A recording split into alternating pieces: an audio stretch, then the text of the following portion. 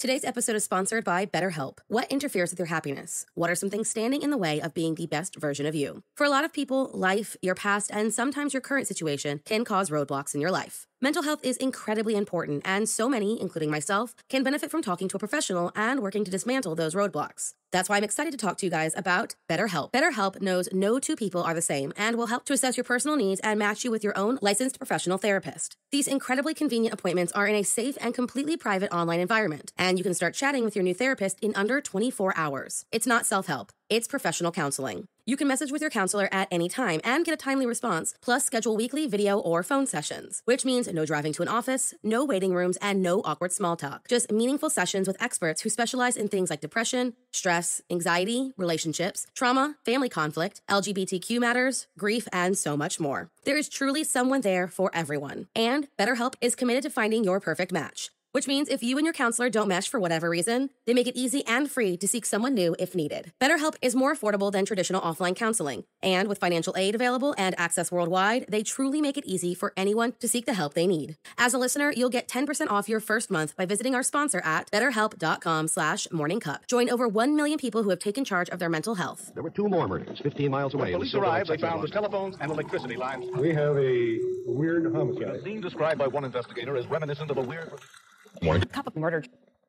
Crimes against children are particularly heinous, especially when they are in desperate need of a handout and an adult who cares. On October 5th, 2010, a man was sentenced for his horrendous crimes against children who so desperately needed help getting off the streets of Jakarta. So if you like your coffee hot but your bones chilled, sit back and start your day with a morning cup of murder.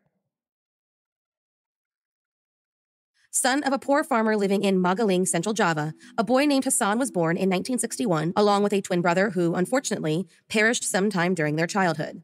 After his brother's death, Hassan's parents changed his name to Baekuni, whose spelling varies depending on the source material you are reading. Baekuni, who often missed class as a child, was so thoroughly mocked as a fool that he left school altogether and fled to Jakarta, hoping for a better life, changing his name a few more times here and there before settling on the nickname given to him by the children of Jakarta, Barbe, an affectionate term for dad. It wasn't long before a stranger on the street raped the young boy, and as a result, molded Barbe's psyche and influenced his proclivities towards pedophilia and later necrophilia.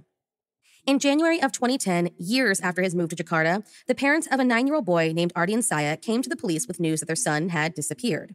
This complaint led not only to the boy's mutilated body on January 8th, 2010, but straight to the door of a kindly street vendor just the day before, Barbe, who was arrested on January 9th, 2010, and pretty quickly confessed to the sexual abuse and murder of at least 14 boys beginning in 1993.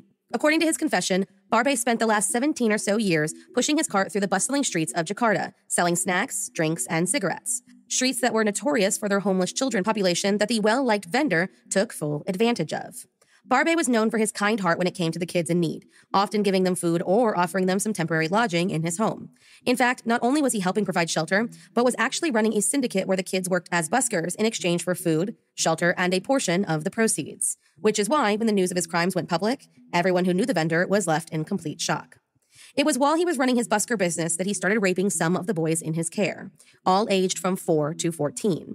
And when that wasn't enough, he moved on to strangling them post-sodomy and sometimes assaulting their bodies prior to disposal.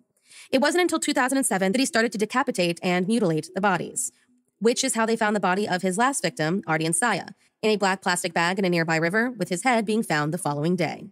A boy who had a family who cared for him, and a mother who knew that he'd been spending time with his adult neighbor, Barbe, prior to his disappearance.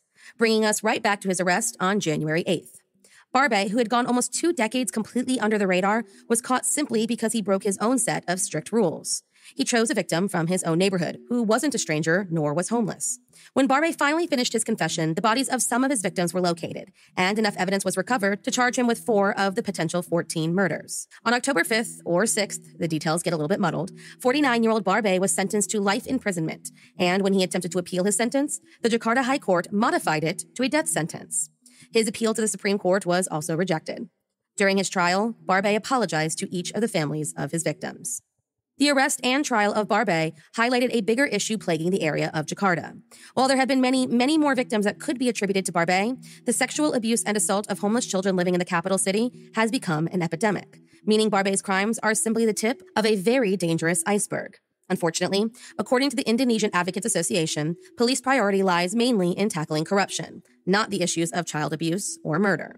This is because they lack the financial resources to properly police the area, meaning if you want anything done, you have to provide bonuses for investigators, meaning if you're rich, your case becomes a priority. If you aren't, then it's almost as if you don't exist at all. Thank you for joining me in my morning cup of murder. Please join me again tomorrow to hear what terrible thing happened on October 6th. Don't forget to rate and subscribe and let me know how you like it. If you want to help support the podcast, there's always Patreon or just sharing it with your true crime obsessed friends. And remember, stay safe.